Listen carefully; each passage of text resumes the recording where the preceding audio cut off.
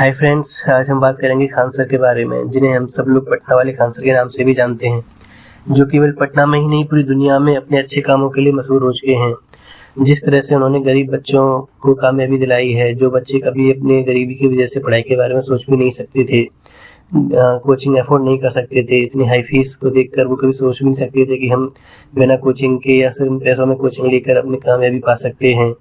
आज हम उन्हीं खान सर के बारे में बात करेंगे, लेकिन हाल ही कुछ एक्टिविटीज के कारण खान सर पर सवाल उठना शुरू हो चुके हैं। जैसे कि खान सर अभी पढ़ाई के अलावा कुछ और चीज़ों में भी इन्वॉल्व होना शुरू कर दिए हैं।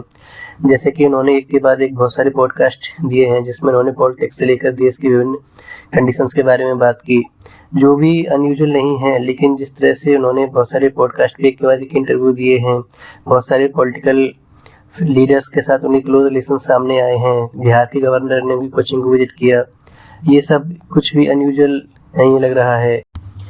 अनयूजुअल इसलिए नहीं है क्योंकि खान सर शिक्षा के क्षेत्र में अपना एक अच्छा खासा नाम कमा चुके हैं। अगर राज्यपाल वहाँ बच्चों को प्रोत्साहन करने के आने के लिए वादा करते हैं तो इसमें कुछ भी अनयूजुअल नहीं है।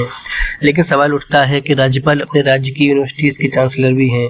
वो अगर वहाँ अपनी यूनिवर्सिटी की कंडीशंस को जाके ऑब्जर्व करते और वहाँ पर कुछ इंपॉर्टेंट इंस्पेक्शन करते और आगे के लिए कार्रवाई करने की बात करते तो वो ज़्यादा समझ में आता। और उसके बाद खान सर के दूसरे पॉलिटिकल फिगर्स के साथ भी रिलेशन सामने आ रहे हैं। वो भले ही कहते हैं कि उनका पॉलिटिक्स में आने का कोई इरादा नहीं है, लेकिन जिस तरीके का वो सपोर्ट यूथ के अंदर अपना जनरेट कर चुके हैं, तो वो एक्टिव पॉलिटिक्स में ना रहकर भी काफ़ी हद तक पॉलिटिक्स को डायनामिकली चेंज कर सकते हैं। खान सर मेडिकल क्षेत्र में भी एंटर कर चुके हैं। उसके बाद एक के बाद एक पॉडकास्ट में आना, डिफरेंट टीवी शोज में आना, कपिल शर्मा शो, कौन बनेगा करोड़पति, विवेक बिंद्रा के साथ आना।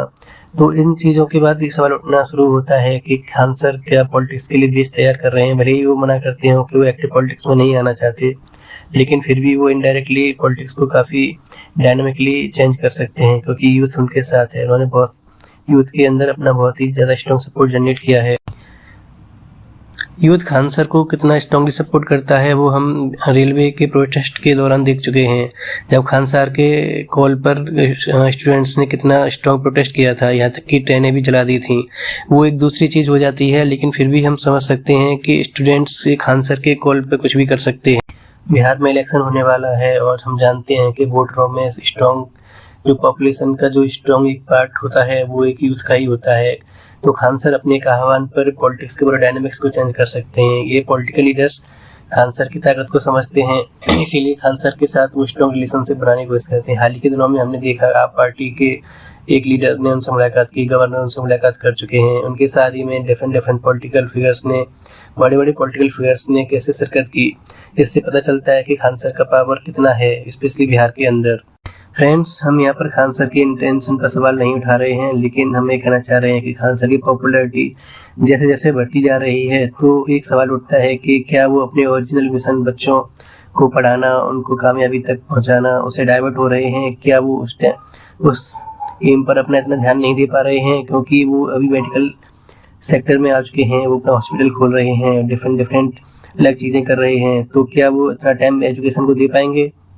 लोग कहते हैं कि वो अपना बिजनेस डाइवर्सिफाई कर रहे हैं, लेकिन हम सभी जानते हैं कि उनको पैसा कमाना नहीं है। जैसा कि उन्होंने कहा था कि उन्होंने 107 करोड़ का ऑफर ठुकरा दिया क्योंकि वो बच्चों को सस्ते में पढ़ाना चाहते थे।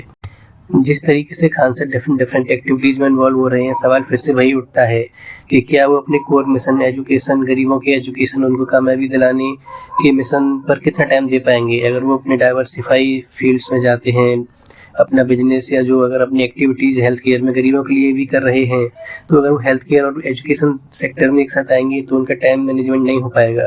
तो वो इतना ओरिजिनली जितना पहले से अपना स्ट्रॉन्ग सपोर्ट एजुकेशन पर दे पा रहे थे, तो डाइवर्सिफाइड होने के बाद उनका टाइम मैनेजमेंट के अकॉर्डिंग इतना टाइम नहीं दे पाएंगे। तो वही हम बात कर रहे हैं कि क्या वो अपने ओरिजिनल मिशन से डिस्ट्रैक्ट हो रहे हैं। जैसे कि उन्होंने भी हॉस्पिटल अभी स्टार्ट किया है, तो हम बात हॉस्पिटल के बारे में ही करते हैं। हॉस्पिटल के बारे में ही बात करेंगे। खान सर ने जैसे कि पटना पे अपना हॉस्पिटल स्टार्ट किया है, उनका पर्पज़ है अफोर्डेबल ट्रीटमेंट प्रोवाइड करना। जो गरीब लोग अपने ट्रीटमेंट टाइम से नहीं करा पाते हैं या पैसे की कमी की वजह से उनकी जान चली जाती है, उनके लिए ब्लड बैंक इस्टेब्लिश करना, हॉस्पिटल कम पैसों में इस्टेब्लिश करना, वो एक अच्छी बात है, जिससे सोशल वेलफेयर, सामाजिक कल्याण का काम होगा, बिहार के गरीब लोगों का फ़ायदा होगा।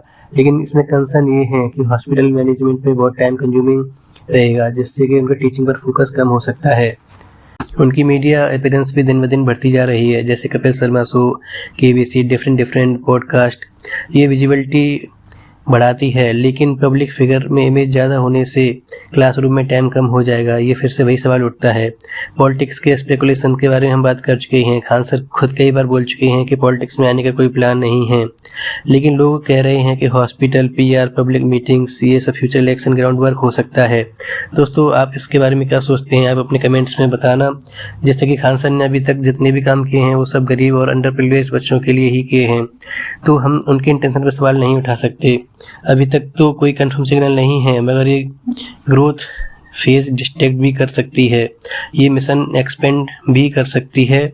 और जैसे कि पब्लिक में कुछ लोग सवाल उठाते हैं कि वो उनका बिजनेस डाइवर्सिफाइड करने का तरीका है, या वो एक भले ही कहते हैं पॉलिटिक्स में नहीं आना है, लेकिन वो आगे के लिए अपना पॉलिटिक्स ग्राउंड वर्क तैयार कर रहे हैं। अब फैसला पब्लिक का है, ये बिजनेस एक्सपेंशन है या वो डिस्ट्रैक्शन है। तो दोस्तों, आप लोग कमेंट करके बताइए कि आप लोग